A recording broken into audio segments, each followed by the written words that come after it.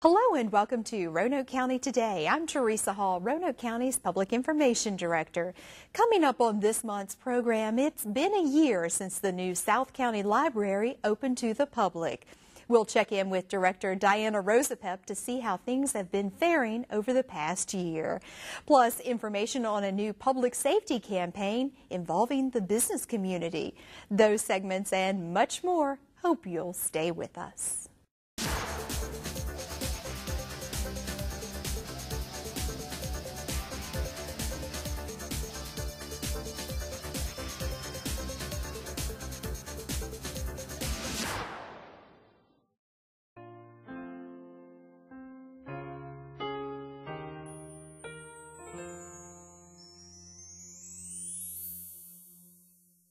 In the government world, budgeting is typically a year-round process. Well, budget development typically takes anywhere from 6 to 7 months. Brent Robertson is director of Roanoke County's Management and Budget Department and knows this process very, very well. Thank you, Brent, for taking the time to kick off our budget development season. Usually begins beginning of the year around December, January, February.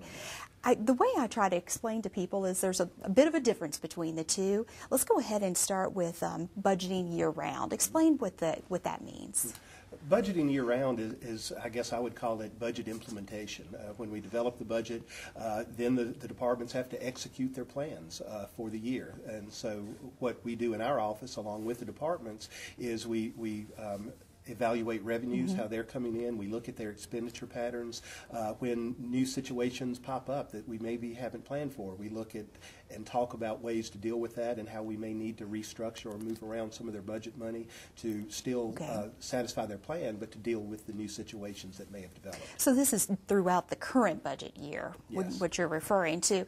You hear a lot about when you go to meetings, Board of Supervisors meetings or work sessions, you hear a lot about revenues and expenditures. What do we mean by that? Well, revenues is really, at the board level, when we talk with them about it, is the taxes and fees that the citizens and businesses pay for the services that they receive. Expenditures, I think it's similar, in the business world they would say expenses. In the governmental world we say expenditures. So it's really just the money that we spend to provide those services. And how do you track some of those things? We have some fairly sophisticated financial and accounting systems, as well as we have a budgeting module that help us do that. We have all of the software applications, the Excels, the Words, and things of that nature that my staff utilize to do that. So there's a multitude of tools and little sub-processes that we use to evaluate and track that during the year. And the budget that you are monitoring, you and just your staff of two, is how much? Millions and millions. The year we're in, it's just short of $170 million of our general government fund. If you look at the school budget as well as the county budget, the gross budget is about $360 million. Wow. So while you have this process going on, you have another parallel process that begins around, like we were saying earlier, December, January, February, and that's the budget development phase. And let's talk a little bit about that. Yeah, as I mentioned, the budget development phase is the plan for the next year. And as you mentioned, we begin that probably late fall, early winter. And it's really about a 6-month process where we work through all the departmental budgets. We take the guidelines the Board of Supervisors gives us. We listen to the citizen committees that various departments use during the course of their budget year and things of that nature. So there's a lot of sub-activities going on in that budget process, a lot of sub-processes. And when you talk about the citizen component, is that because they want to weigh in typically and say, these are the types of services we want you to hang on to, even if you're seeing the budget, the size of the budget kind of contracting or the revenues coming in, expenses going up, we still would like to have this service or that service maintained? Yeah, I think we do that through various committees, the public hearings, the things that we have along those lines. Some of the ones, for example, would be the Parks and Rec Advisory Services, the Library Board, the Planning Commission is made up by citizens of the county that the board appoints. So all of those kind of come together to give us a good feel of what the citizens want in those specific areas, and it's the job of the budget department and the county administrator to bring those together to give to the Board of Supervisors for consideration. And this is something that you legally, by state law, have to do. Oh, absolutely. We have to have, by law, a balanced budget by June 30th of this year for the next budget year, and there are some stipulations along the way, but they're not too many, but a balanced budget is absolutely required by law. And what are some of the challenges in developing the budget and sitting down and saying this is what we need to have on paper to get us through the next year? Well, I go back to some of the citizens group. All of our services emanate from what the citizens want and need. So that bubbles up through the departments. That comes to the budget department in form of funding requests from the departments for those services. County administrator puts that together in a proposed budget that he presents to the Board of Supervisors for final decision. And also, I guess through this entire process too, you have to think about the state absolutely. As well. Especially during the last 3 or 4 years right. during this economic downturn.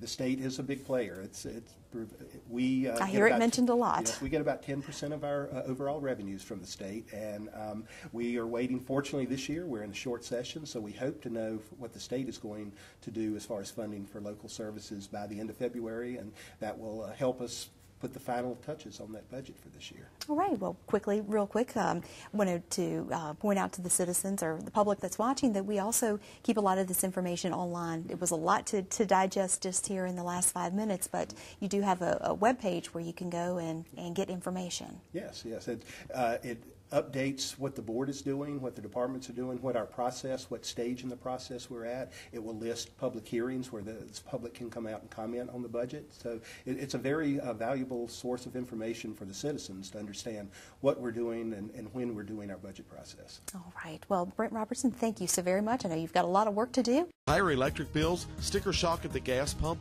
energy can cost a ton, but it's easy to save money and give your budget a boost. Save hundreds of dollars in energy costs by doing just a little. As much as half of the energy used in your home goes to heating and cooling. You can save a ton by making sure your home is properly sealed and insulated against the elements. Caulk window and door frames, wiring and pipe penetrations, and anywhere air leaks. Weather strip around loose window sashes and doors. Remember, do a little, save a ton.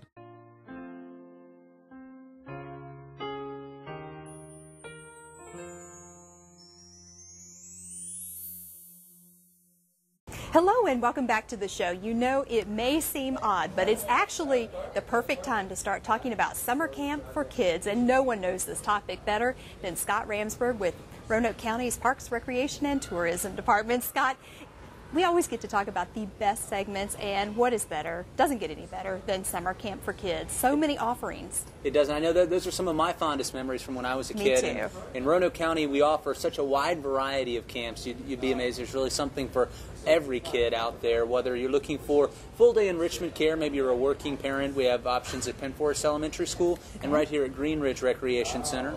We have all sorts of special interest camps, whether you like G.I. Joes or American Girls dolls or even Star Wars. There's a camp for you in our lineup. They're called special interest programs.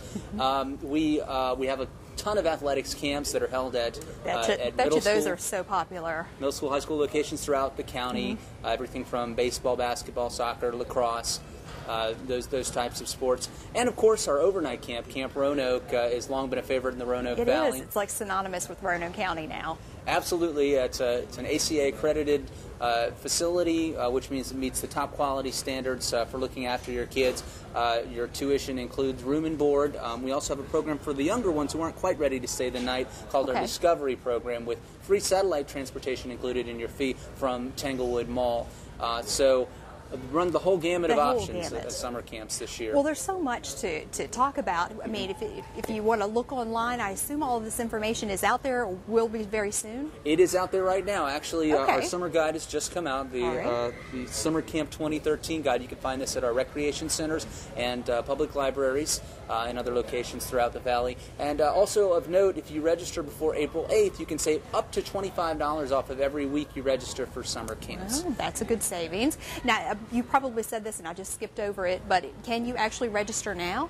You can. All of our summer camp registrations are up there online, available for you right now. Now, our regular adult program and our spring registrations don't take place until March 10th and 11th, but the summer camps we've opened early because we know those parents are looking to try to book up those summer lineups. People like to plan. I mean, it's no doubt about it. When you got kids, you want to plan and have all that in place. Well, we're here at Green Ridge Recreation Center, and I know one of the other topics that you wanted to mention was birthday parties. Summer camps, birthday parties, all the fun stuff. It's something that not everybody thinks of when they think of Green Ridge Recreation Center. They think of fitness equipment like the stuff behind us here, and the indoor pool with all of its amenities that are kid-friendly, the water slides. But you may not know that there is a party room that's adjoining the swimming pool here at Green Ridge, which makes it a perfect option for parties. They're really affordable. You can book them in an increment where you have an hour in the party room next to the pool, then an hour in the pool. Okay. And the kids get wristbands, can enjoy the facility the rest of their time. It's something different. It's something different, and of course you can always call the front desk here at 777-6300 to find out more about our parties. But just wanted to get the word out there that those options are available and they are affordable here at Green Ridge. All right, and one final topic that I know you wanted to quickly mention, and that's exercise equipment. We got lots of it behind us and some on the way, some new stuff. That's right. The Green Ridge now in our third year. We have state-of-the-art equipment here, but it's getting even better. Here in the next couple of months, we'll be switching over and getting between 20 and 30 new pieces of equipment. Wonderful. Some of it replacing old equipment, some of it supplementing old equipment. But here's the catch here. This is equipment that you can browse the internet while you're working out. It's got a touch pad on it, much like your iPod, or iPad. You just touch the screen. You can browse the internet right from where you're working out, and it has a port for your iPhone. You can just stick it in and listen to all your personal favorites without even having the cable to attach. Unbelievable what they come up with. It's incredible. You know, your mobile internet wherever you go, and now it can be where you work out as well. That's true. Now, when will this be in place? This will be in place over the next couple of months. We'll be phasing in the new equipment. So February, March, April, yeah, the latest. All right, well, I know we've covered lots of stuff, but I always like to plug your web pages because you have fantastic information out there. Absolutely. Just visit us online at www.roanokecountyparks.com. And Camp Roanoke also has a website of its own, camproanoke.com. All right, Scott Ramsberg, always fun to talk with you. Thank you so much. Thanks, and stay with us. We'll be right back.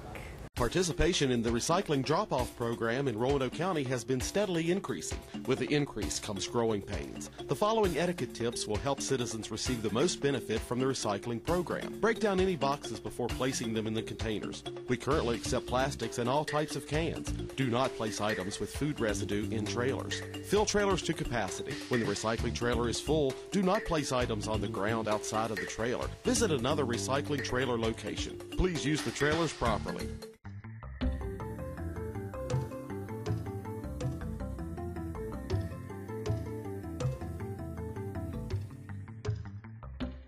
We're here at Darrell Shell Park in Roanoke County, one of the region's largest accessible parks for people of all ages and abilities.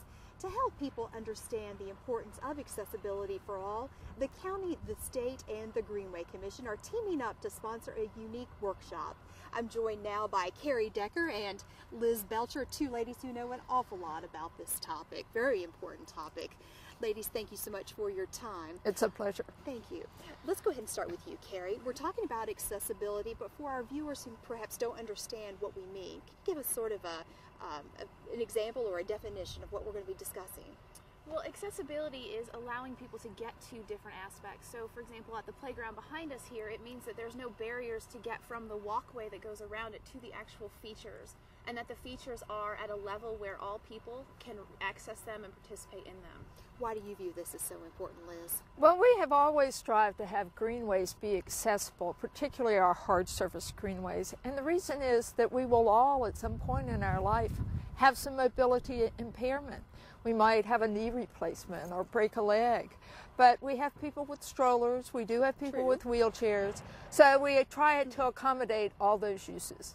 So it's not just about parks, but it's about the trails as well. Do you view this as a much-needed workshop to educate people, Carrie? I do, just because there are so many changes right now coming through, so I'm excited to learn ways that we can take the new guidelines and implement them in our parks.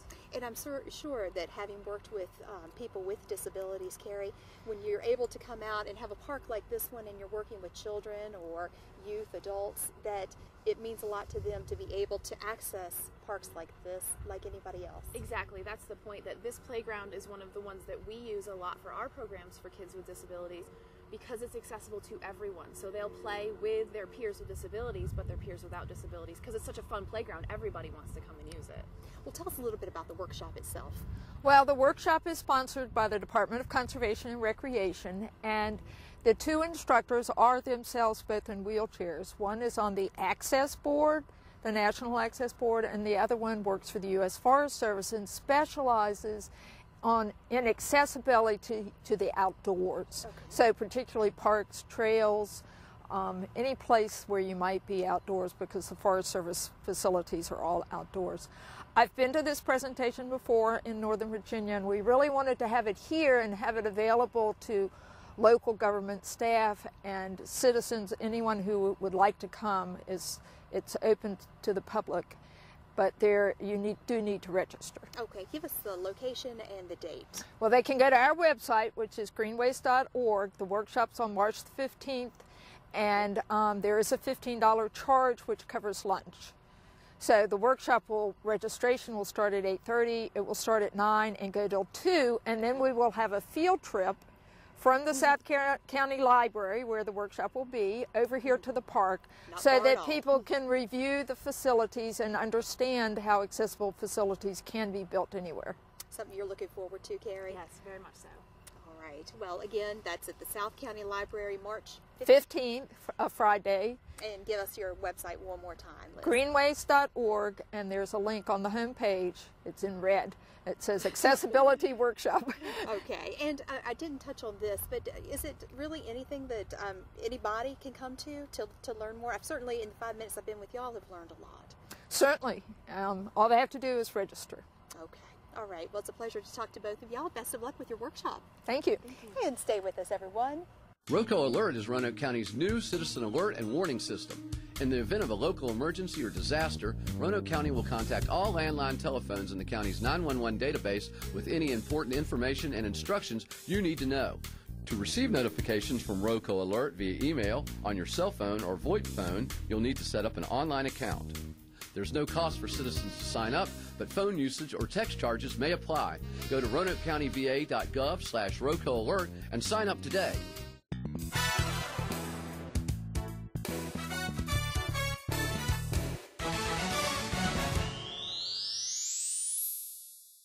The Roanoke County Police Department just launched its newest enforcement and driver education campaign to the public. Sergeant Tim Wyatt is with the Roanoke County Police Department and is helping to oversee this important public information campaign. Thank you so much, Sergeant Wyatt, for taking the time to talk with us, because I know getting the word out about the programs such as the ones that you oversee, very, very important to you. Basically letting people know that there are consequences to drinking and driving, or driving impaired in general.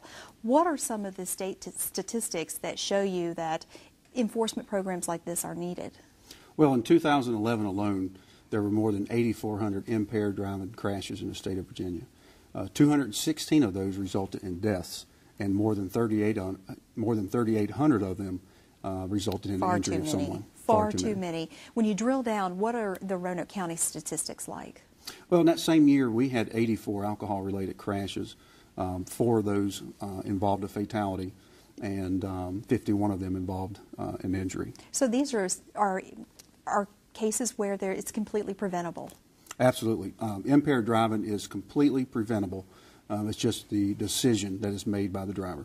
Now, no, enforcement, of course, is one way to try to tackle this and get drunk drivers, impaired drivers off of the streets. That's enforcement. But you take it actually a step further. Why? Well, we think it should complement. Any educational program should be designed and implemented to complement your enforcement, because it's one thing to send officers out to do saturation patrols and to do checkpoints, and obviously the people that we are in contact with will know why we're there. But we need to complement that enforcement with educational programs, because we don't want to. We want people to make the right decision in advance, which is why we developed this program, Who Will Take You Home Tonight. And tell us a little bit more about this. It's a poster, but it's also got a social media, Web 2.0 type of feel to it. You want people to share, pass on that message through their Facebook and through Twitter. But talk a little bit more about the poster, because we're going to be showing that as we're talking. Oh, absolutely. The poster was designed for people to see the consequences that are associated with their decisions after they're drinking. If someone decides to drink alcohol, then they have to make a decision whether they're going to drive or not. We want that decision to be made well in advance. We want them to plan it out because they can decide to get a designated driver, a friend. They can get a cab. Yes, and that's one of the options, yes. Absolutely. That's of their choice. Or the choice can be made for them, and that is where they're stopped at a checkpoint. They're stopped by one of our officers and are arrested for DUI, and they're transported in the back of our police car. Or they could be involved in a crash and be transported in an ambulance or even in a hearse if their crash resulted in death. So we want them to see the dire consequences that are associated with that decision to drink and drive.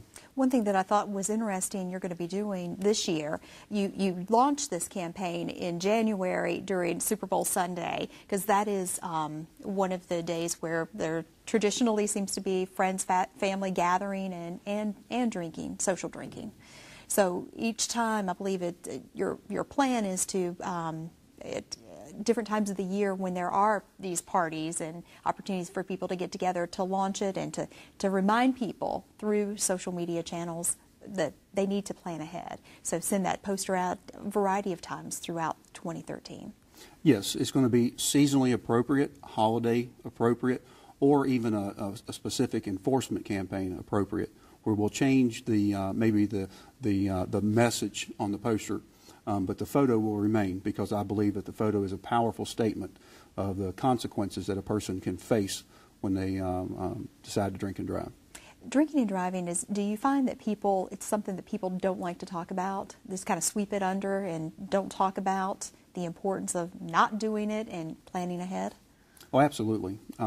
I think, if you will, drinking and driving is one of the most selfish factors that a person could make when they get behind the wheel of a car.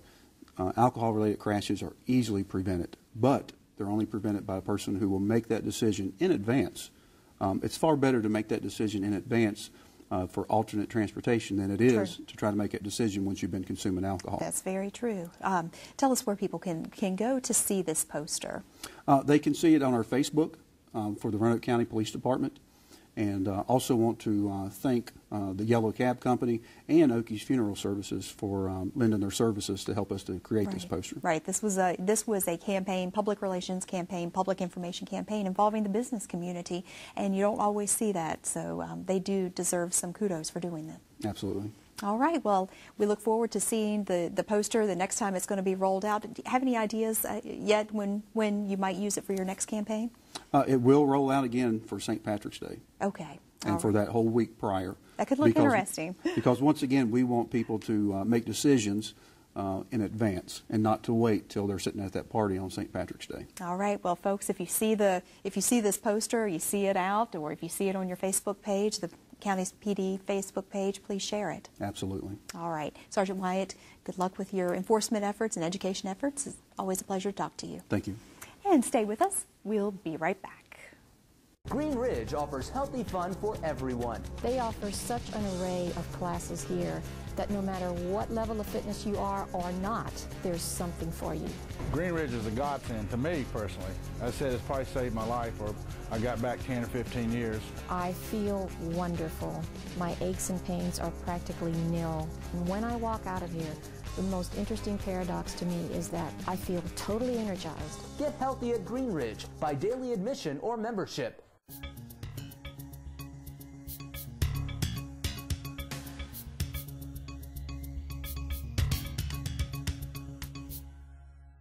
It's hard to believe, but it's actually been a year since the doors to the South County Library opened to the public. Diana Rosapep is director of Roanoke County's Library Services and was an integral part of that entire process.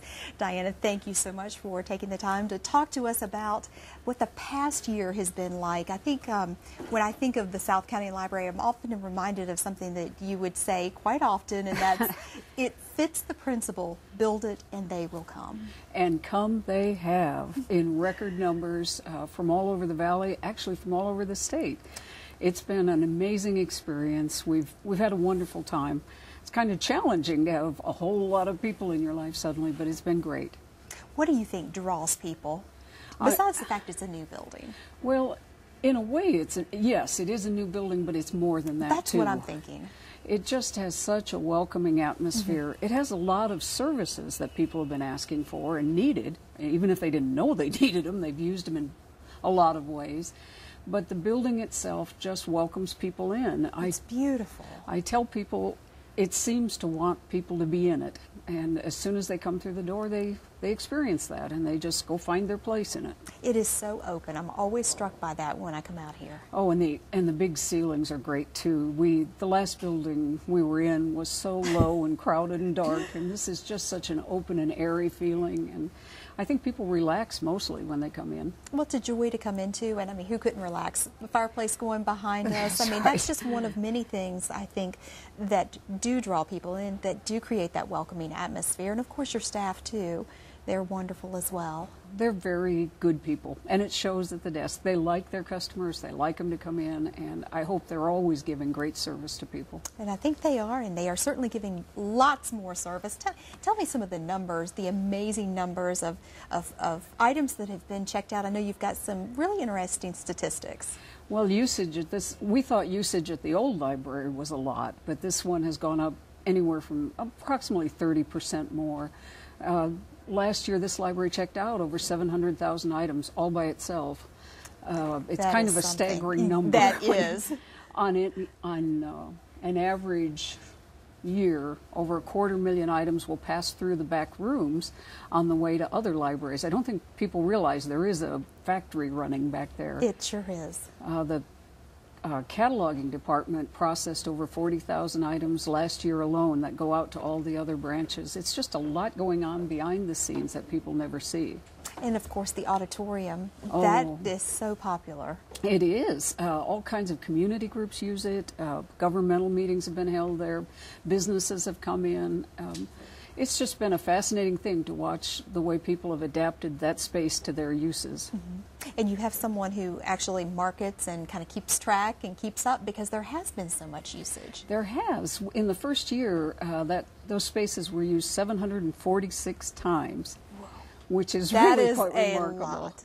And the two little study carrels upstairs, which really aren't large, they're for 2 or 3 people at a time, they've been used over 1,300 times. It's just been nonstop. It's great. Well, I'm going to do a plug for Penny Lloyd and the Yes. auditorium. If people have an interest in renting that room, she is the contact person, correct? Yes, she is. You can find information on our website or contact Penny Lloyd at the library, or by email, I guess, if you'd like to. Her phone number is 777-8777. A lot of sevens there. Yes. And she can help you reserve a space, find the right space for your meeting.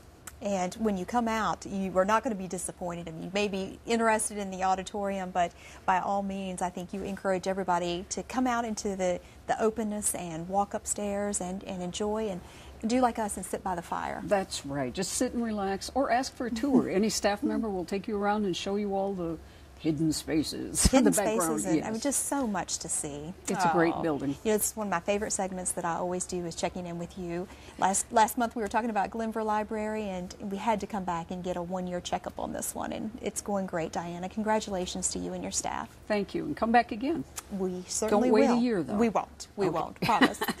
Thank you, Diana, and stay with us, everyone. We'll be right back.